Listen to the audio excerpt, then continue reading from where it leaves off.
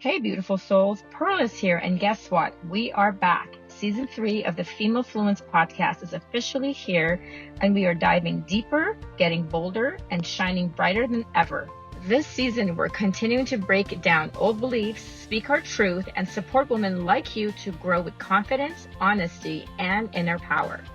Inspiring conversations, soul-shifting insights, and the powerful truth telling you you've come to love. So mark your calendars, hit follow, and get ready because your next level self is waiting. And trust me, she is unstoppable. Female Fluence Season 3.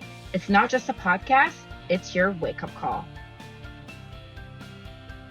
What are some silent symptoms of menopause that are often overlooked or not talked about? Everybody thinks hot flashes and night sweats, and that's not for everyone. I lost my joy. Another early symptom that a lot of women might not know about, getting up and peeing more frequently is definitely a sign of estrogen going down. There is a little bit more of a stubborn belly fat that comes on. I was extremely fatigued. I just couldn't get up and get anything done. I didn't feel motivated to work out, and then sleep was terrible. Ones that don't have any symptoms, you should still get your hormones checked. Even if you don't have symptoms, those changes are happening on the organ level. Menopause, it's a topic that's really surrounded by fear. We have to live our best life during and after menopause. It's not something that we have to be so fearful of. The definition of menopause is wait a year after the last period before you give someone the diagnosis.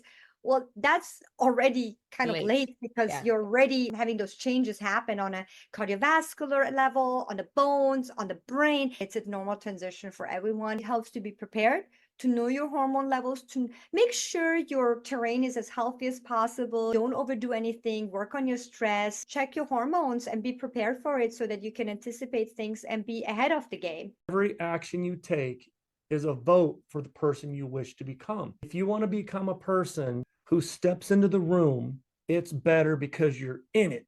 Well, it's not because when you were in high school, you had the highest SAT score in the school or that you have your master's degree. It's because of your attitude. Right. Your attitude, it's being reflected through your body language. It's being reflected through the way you're interacting with them. It's being reflected through what is it you're prioritizing.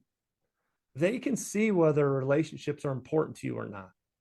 They can see it through your attitude. The truth and the importance of slowing down. Because I feel like when you go to Europe and you go to other places, people are a little bit more slow. They take the time to have coffee together, a lunch, a meal. Their family meals are important. It's a chronic hurry. We're skimming life. We're not living life. Yes. Recently, somebody was saying that we don't live life. We go to work, we do our things, and then we watch TV, living other people live life like a fantasy instead of actually being present in our own life. And you had said true wealth comes from the unfolding of who we become. And I just thought that was such a powerful statement. So I wanted you to kind of elaborate on it.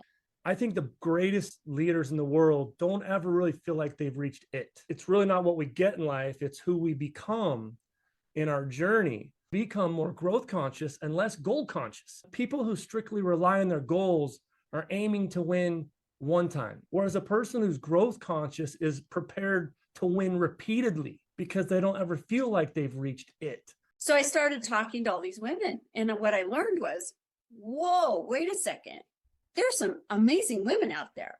They really have great backgrounds, a lot of talent, a lot of skills. I think they could qualify for boards. And why aren't they? And so that's where I figured out what was preventing them from getting on boards. We've come a long way, but we still have a long way to go. Yes, this is what we call breaking the glass ceiling. Let's be human. Let's be people, not genders. Exactly. It's not about being male or female. It's just being human. Yeah. And bring those skills and talents together so we complement each other. This is where we're really pissing off the big guys.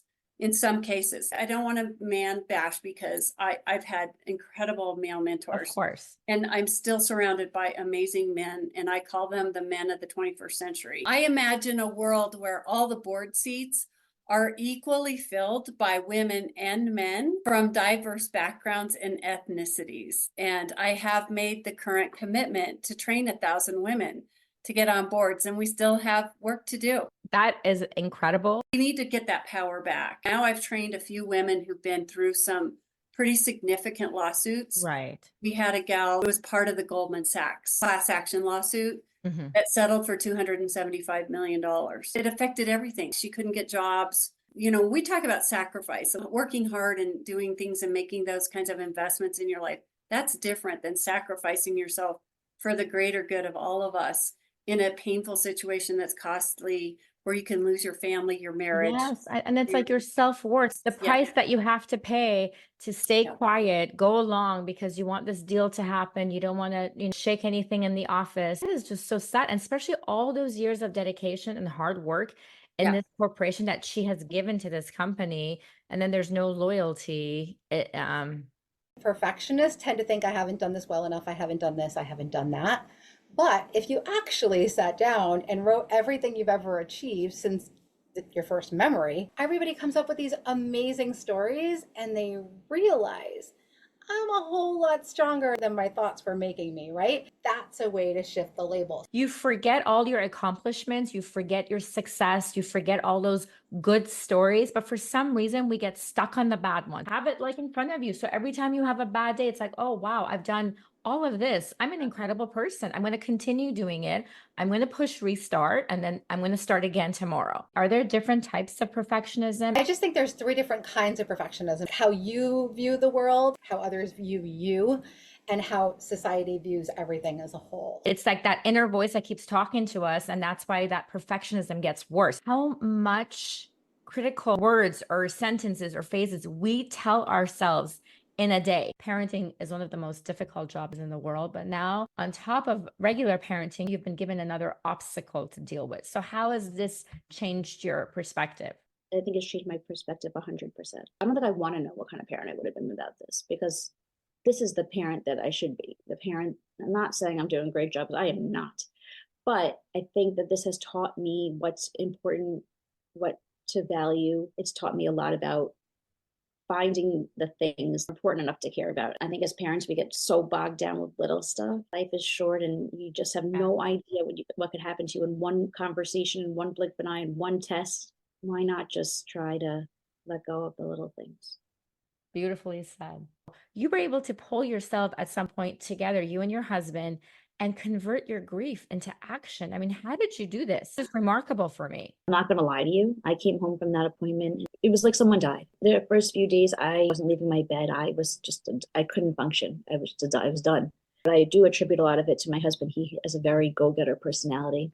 But together we decided that we can't just sit here and cry and say, this is it. It wasn't really an option for us. Our option was, we have one life. Let's give it all we got. This can't be the death sentence that we heard. It has to be something different. And I think that's part of the reason why you see a lot of people start these diets and then they lose the weight and then they're back on. And just the cycle continues because they're not really dealing with the root of the problem, checking for those, hunger cues and just understanding what's going on versus starving yourself and then saying, oh, I lost, 4 pounds. I'm so excited. But then like 2 weeks later, something horrible happens and you can't even control yourself, so the cycle continues. In the marriage, especially if you've been married a long time, if he does one nice thing here and there, you completely forget about it. Oh, you forgot to do this. And it's like constantly. And then you realize, wait, I'm just nagging. Taking that time and say, listen, I really appreciate it that you did this. And that goes both ways. I mean, the man needs to do that for a woman too. Showing appreciation and just having a passion for life will create a passion in your relationship. You just need to be happy that you're there and appreciate one another and not take each other for granted. If you find yourself doing the ABCs a lot with your man, advising, blaming, and criticizing, suggesting, giving advice, fixing his problems, that's a great clue that you are just in your masculine energy. You'll feel annoyed with him, frustrated with him, turned off. When you soften into your feminine energy, which is your feelings, the things that light you up in life, what was it you used to do before you got busy with kids and career? Can you fit in that dance class? Get into your body again. Start putting yourself first if you don't already. If you want to be the kind of woman that a man wants to pursue forever, then your life needs to be the prize, not just the needs of other people. We can show up as the best mothers, the best wives when we put ourselves first. We've strapped our kids to this conveyor belt where they have to be answerable. And I questioned myself as a mom because it was something I assumed. Of course, my kids have to go to college to be successful in life. Of course, this is what you do. But to have them so narrowly defined by a grade or a test score or even a piece of paper really had me challenge myself. And there's a lot of people out there coming up with new ways where we look at portfolios rather than looking at single numbers, transcripts, because that says nothing. We've strapped our kids to this conveyor belt where they have to be answerable. And I questioned myself as a mom because it was something I assumed. Of course, my kids have to go to college to be successful in life. Of course, this is what you do. But to have them so narrowly defined by a grade or a test score or even a piece of paper really had me challenge myself. And there's a lot of people out there coming up with new ways where we look at portfolios rather than looking at single numbers, transcripts, because that says nothing. Witnessing a family dissolve is deeply emotional.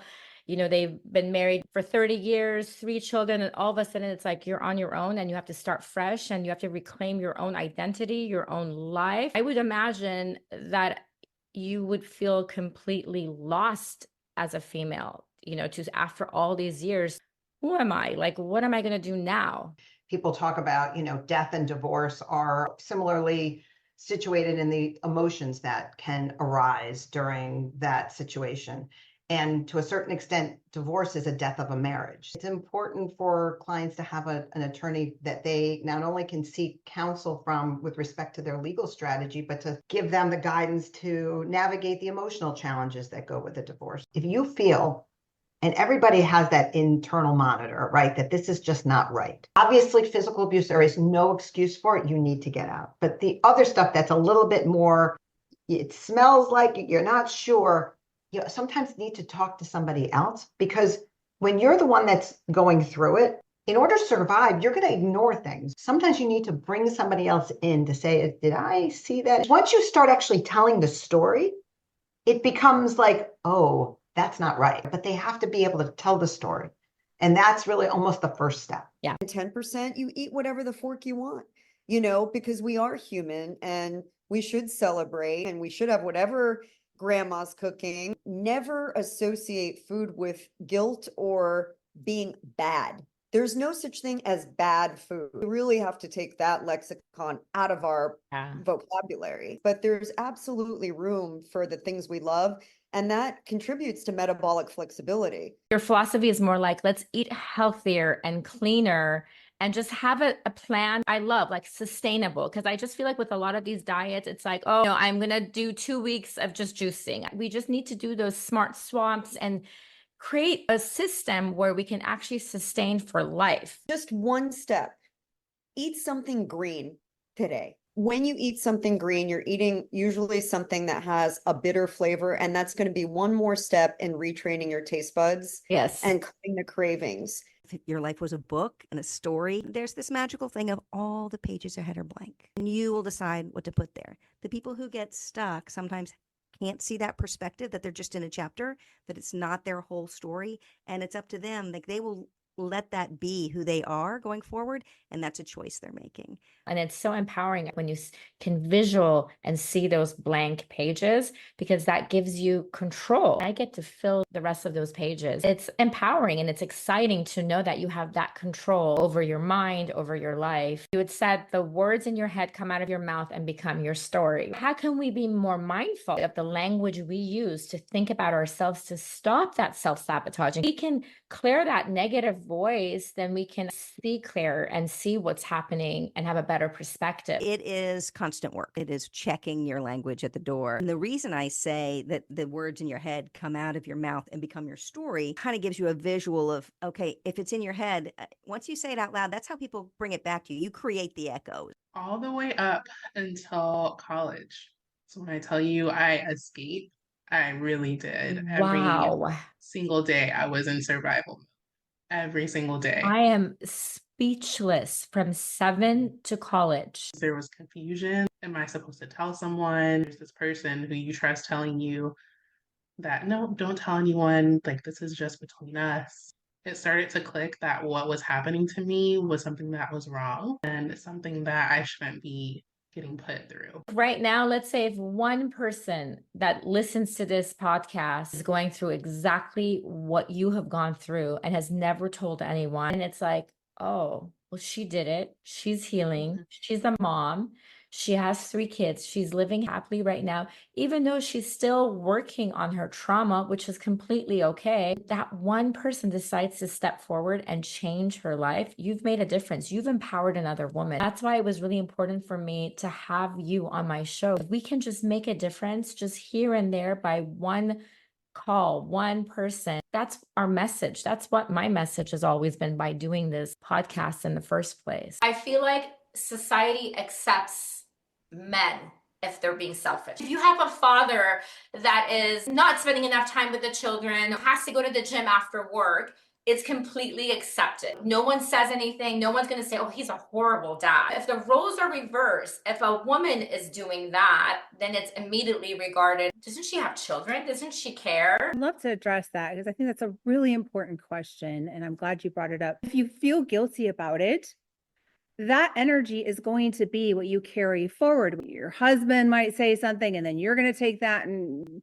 acquiesce to this feeling of, oh, I shouldn't have done that. A lot of it's in our head. We are worried about what other people will think about us.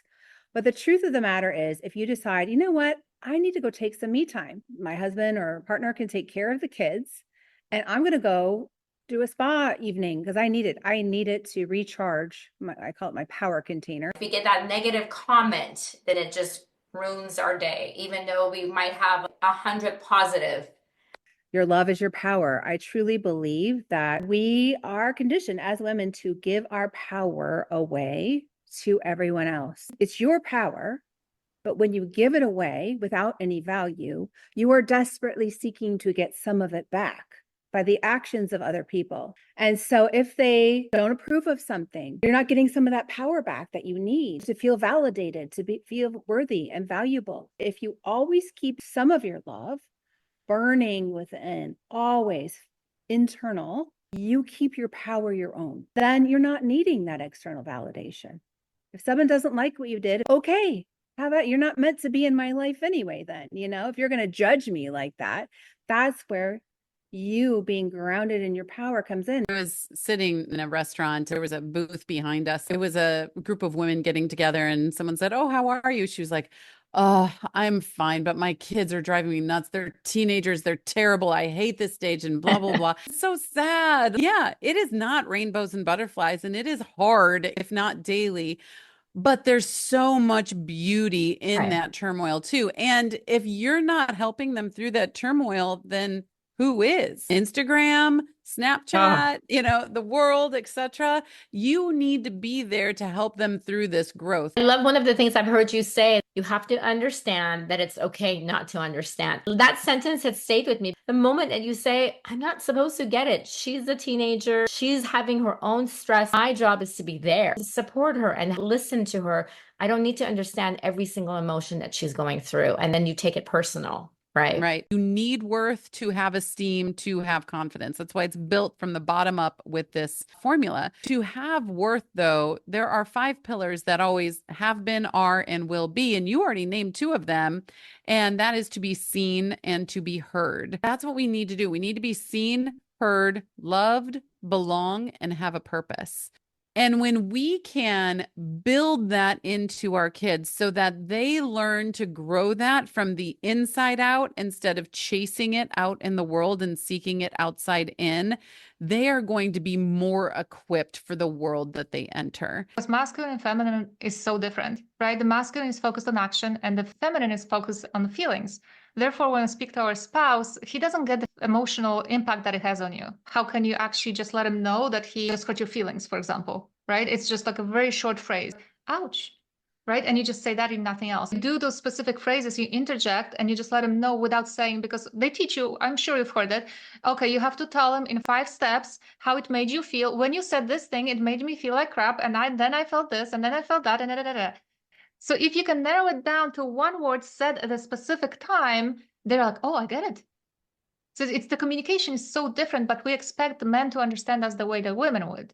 on my side, divorced parents, very unhappy grandparents, or my mom's brothers and sisters in really bad marriages. You hadn't seen a proper example, role model of what a marriage is supposed to be. Like, that's happened to me. Like, if I'm in an argument with my husband, I'm like, wait, I've seen this before. This is exactly how my mom would react to this situation. Like, why am I following the pattern? It's so true what we model in front of our kids and what we've seen growing up, because we will take that with us. And then you start seeing those patterns and like this anger, this resentment just keeps building. Sometimes it's hard because you come across some people that are really stuck. It's very hard for them to shut that voice, whether it's the outside voice from people, the stories they've been fed to since they were little, like, oh, you're not good enough, you can't do this. What are you going to do? You can't make this up. You're going to write a book? That's impossible. So it's like all those stories that they've heard all throughout their life. And then those voices plus their own voice, that, the inner critique that you were talking about, that it's like, oh, they walk by the mirror. Oh, I can't do this. Like, who am I? Careful of the stories that you tell. Not good enough. I can't do this. I can't go with you guys. Well, then you become not good enough because you can't go with them. Do you see what I'm saying? Right. So narrative that you say out loud and the narrative that you say to yourself inside. And those things will free you up to have the luxury of being able to find your purpose. We each have a purpose in this life. Our life's work is to find that purpose. Right. The unique part of it is I don't think that it's one thing. Your purpose is ever evolving and meets you where you are at different times in your life. I believe that it may flow in a theme, but I don't think that it's one and done. Right. I found my purpose. I'm done with life. Like, I don't think that's what it is, but I do think we each have it. So many different purposes in different seasons. I think you say that in your book too. It's like, I feel the same way. Different times of your life, there's a different path that you have to take based on the purpose for that season. My mission, my movement is just to tell everyone out there, midlife is going to be like the best time of your life because you're so much more wiser, you're stronger, you're resilient, you're confident. You've learned so much from your experiences. You can do so much more, whether it's finding your purpose, doing the things that you like, giving back. I have to say, I think especially women in their midlife, we're extraordinary. Remember that. You are the author of your own life. You can rewrite your life whenever you want to. When you meet somebody for the first time, they don't know anything about you. It's only what you tell them and what you show them, right? Right. That's how they know who you are. So take this time and figure out who you want to be and how do you rewrite that chapter of your life so you can become that person. We lose the ability to play because we're so worried about what people are going to think. And when I say play, bring out the Yahtzee game. Next time you drive by that local playground in your neighborhood, don't drive by, pull in, go on the swings, go down a sliding board. If you have a niece, a nephew, a grandchild, play with them, follow them around and play. Find ways to bring playfulness into your life. Seek out intentionally the good, but not only look for the good, savor it. 20 seconds of noticing the good. At the end of your day, be intentional about saying, what was good today? Smile, laugh, play, look for the good. Start saying yes to invitations. It could feel awkward. It could feel hard.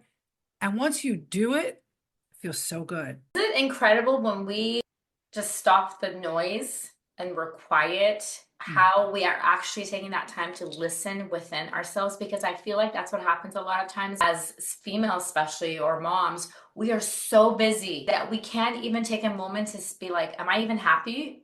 Do I like what I'm doing? Am I fulfilled? And even if it's like every 6 months, do a reflection and check in and say, okay, what's going on in this aspect of my life? Am I fulfilled? Yes. Am I happy? What can I do better? Like, wait, I look like I have it all, but there's still something missing and I'm not 100% fulfilled. Well, what can I do to change that?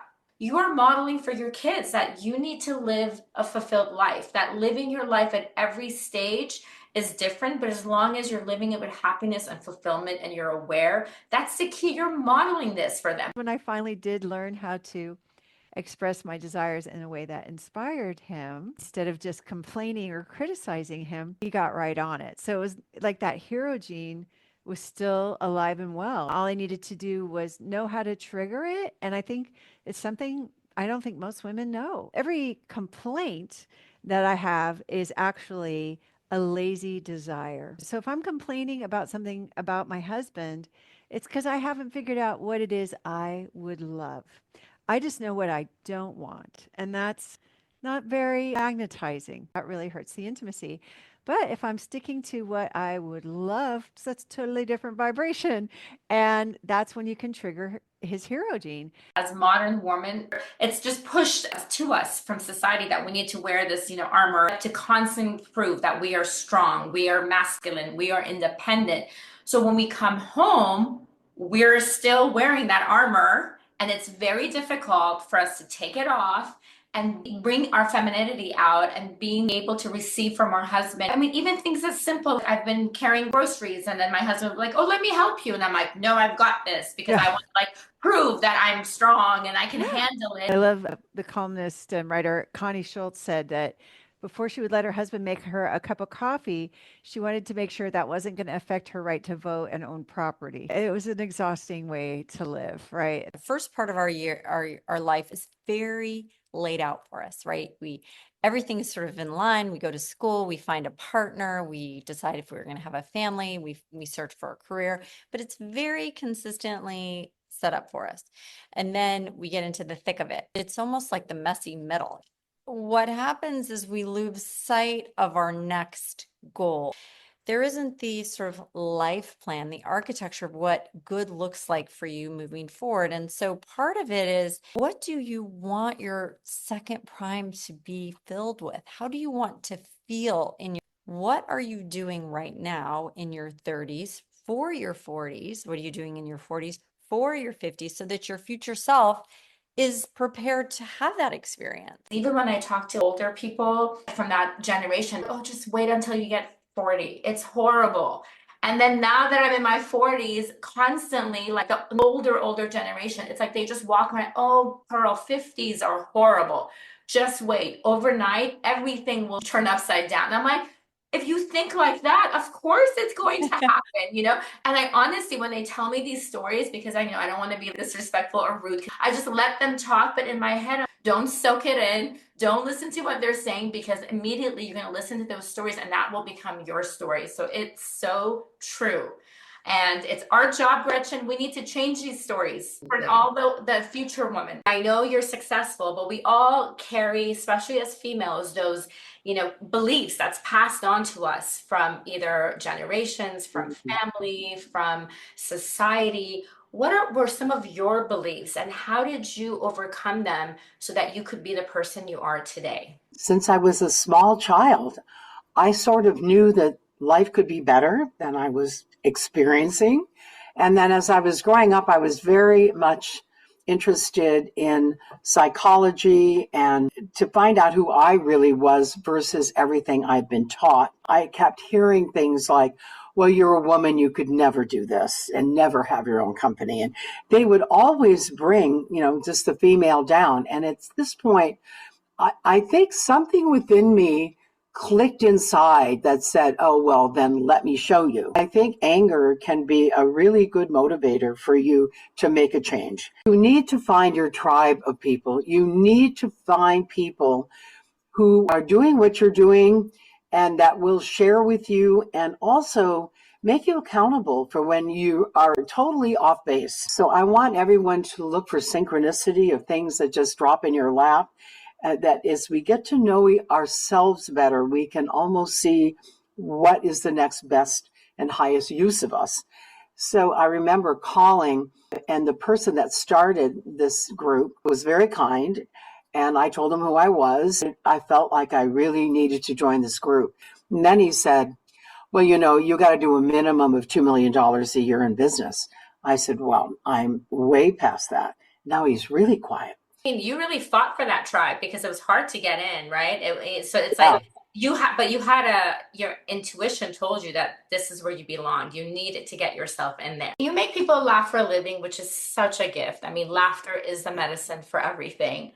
But I know you've also carried a lot of grief in your own life. When you go through a tragedy, you realize that everyone has gone or will go through a tragedy. So, for example, I lost my brother in 2014, and I lost my sister in 2017. Both times when they passed away, I would talk about them in my social media, and then I was on tour afterwards, and I would have people come up to me and say, hey, I also lost a sibling. Hey, I just went through the same thing. Hey, my mother was just diagnosed with cancer, or whatever it was. And you realize, oh, we're all dealing with everything.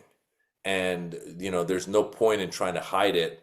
And I think it's good to talk about it. Being a man and being Persian, you're taught to like suppress your feelings, and it's not masculine to do so. How were you able to grapple with your mental health within that framework and break free from those expectations that society has of you? I remember, actually, I did a joke about this, but it's true. I remember I must have been, 5 years old or something. I was running, I fell, cut my knee. I was about to cry. And my dad, trying to console me, he said, oh, son, don't cry. Men don't cry. I remember just like holding it in. And then in the joke, I talk about how then I would go to movies like E.T. There's an emotional scene at the end and my heart wants to cry, but my brain says, men don't cry, so I don't cry. So it's good. It's good to be vulnerable. It's good to be open to emotions because those are human emotions. And unfortunately, a lot of cultures, not just the Iranian culture, but a lot of cultures don't encourage that. And it's probably detrimental to their health, to our health. What it feels like to be silenced, to be told no, to be treated as less. But I also knew how education can change your lives, and especially technology could be. A signal computer opened the world to me. It changed my personal and professional life. I wanted that all other girls to experience the same sense of the possibilities. I wanted that to share the same opportunity that I had. Belief came from the girls themselves, their, hunger to learn, their resilience, their bravery. And every time that we open one computer classes in the schools, and we could see that how the girls are hunger to learn and how much they change their lives after a while using the computer. They get more confidence, they get more determined, and it also shaped their ways of thinking about their future lives. But I don't think that we let the fear, what helped me to navigate all of this, it was my purpose, but also I wasn't alone. I was working with a group of women and a group of men, so they all believe in the same things. We had an incredible team who all wanted to bring the change in a society. And they wanted to open the doors for the girls who didn't have that chance. And most of us graduated from computer science. So I think that was another reason, I have to say. So I think it's an accumulation of like really good support, a good team that's going to work together, and just not giving up and having that positive mindset that we're making a change. We can already see like a gleam of hope in some of these girls' eyes. So we can't stop, right? I think that just kept you moving on, as difficult as it was. And there are many moments that we said, okay, is it worth to continue to fight for? It's worth fighting. But when you see the girls are changed, and we see that how the girls trying to come into our classes, we had 13 technology centers. And in every of our centers, we had, hundreds of students coming and participating in our training program. And their desire to learn, their determination to continue is fuel our desire to keep continue, regardless of what problems was in the society.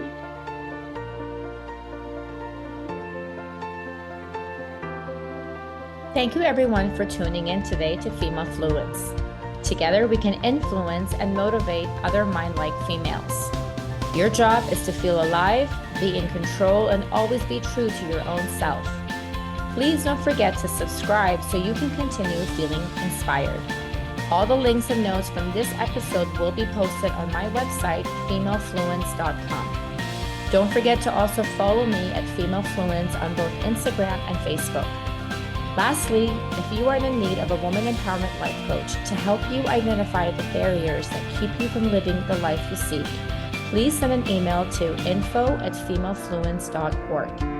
Remember, my friends, don't just exist, but live your life to the fullest.